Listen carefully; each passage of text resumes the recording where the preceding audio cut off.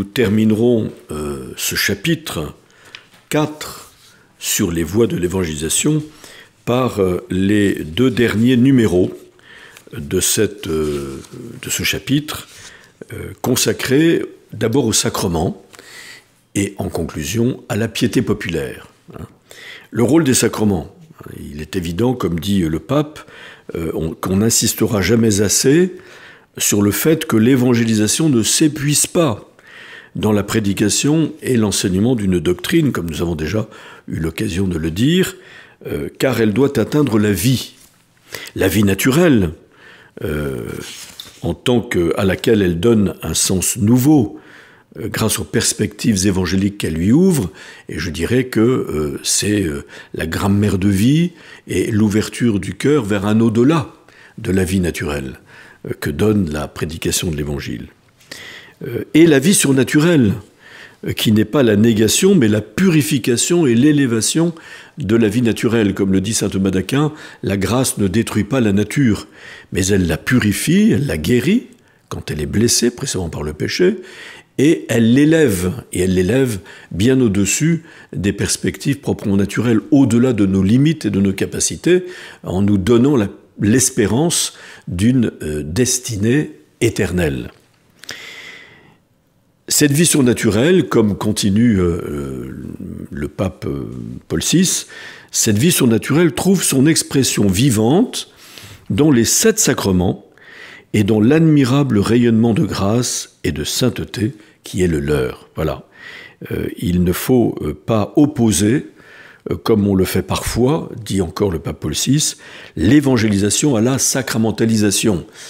Je rappelle que peut-être qu'en temps de chrétienté, l'évangélisation se faisait de manière tellement naturelle par le milieu ambiant, familial ou social, parce que la société comme la famille était structurée par l'évangile et par l'annonce de l'évangile, la vie sacramentelle, etc. Donc, on sacramentalisait les enfants et les adultes. On insistait beaucoup plus sur la vie sacramentelle. Mais il est fort à gager qu'aujourd'hui nous sommes plus en temps de chrétienté, que la société n'est plus structurée sur les repères évangéliques, et elle est même profondément déconstruite, même aujourd'hui, gagnée, comme disait saint Jean-Paul II, comme nous l'avons déjà dit, parfois même par des structures de péché. Ce qui veut dire qu'il faut remettre vraiment le mandat missionnaire dans l'ordre. Nous avons tendance à sacramentaliser des personnes qui ne sont pas évangélisées. Et nous avons des fidèles peut-être qui sont fidèles au sacrement, mais qui n'ont pas été profondément évangélisés. Le pape Léon XIV, que nous venons d'accueillir, nous a dit dans l'une de ses premières homélies qu'il y avait même des baptisés qui vivaient comme un athéisme de fait, et qui pourtant peuvent être des pratiquants même de tous les dimanches, vous voyez. Donc on sent bien qu'aujourd'hui, il faut faire précéder la sacramentalisation par l'évangélisation. C'est l'ordre, comme j'ai déjà eu l'occasion de le dire, mais je le redis ici, du mandat missionnaire du Christ, lorsqu'il envoie ses disciples dans le monde entier pour annoncer l'évangile. Il leur dit « Allez, de toutes les nations, faites des disciples », qu'on traduit aussi « Enseignez toutes les nations ». Puis, baptisez-les au nom du Père et du Fils et du Saint-Esprit. Enfin, apprenez-leur à garder les commandements que je vous ai prescrits. Vous voyez, il s'agit d'abord d'annoncer l'Évangile, mais qui aboutit, pour être pleinement efficace, au sacrement. Il est vrai qu'une certaine façon de conférer les sacrements, dit le pape Paul VI, sans un solide appui de la catéchèse, de ces mêmes sacrements et d'une catéchèse globale, finirait par les priver en grande partie de leur efficacité. Le rôle de l'évangélisation est précisément d'éduquer tellement dans la foi qu'elle conduise chaque chrétien à vivre et non à recevoir passivement ou à subir les sacrements comme de véritables sacrements de la foi. Mais ce sont les sacrements, signes efficaces de la grâce, qui permettront à la parole d'atteindre vraiment le cœur de l'homme et de le transformer substantiellement, voyez. Et enfin, je termine par ce numéro 48 qui conclut ce chapitre sur les voies de l'évangélisation avec la piété populaire.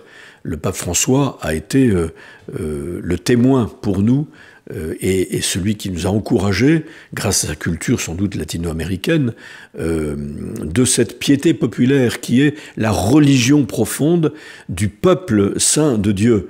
Et notre pape Léon XIV insiste lui aussi, qui vient sans doute d'Amérique du Nord, mais qui a passé 20 ans au Pérou comme missionnaire et comme évêque. Et donc il rappelle aussi l'importance de la piété populaire comme lieu d'évangélisation. Tellement important aujourd'hui où nous voyons le regain des processions mariales ou autres, ou de la fête Dieu, qui n'ont jamais été abandonnées dans notre Pays basque. Le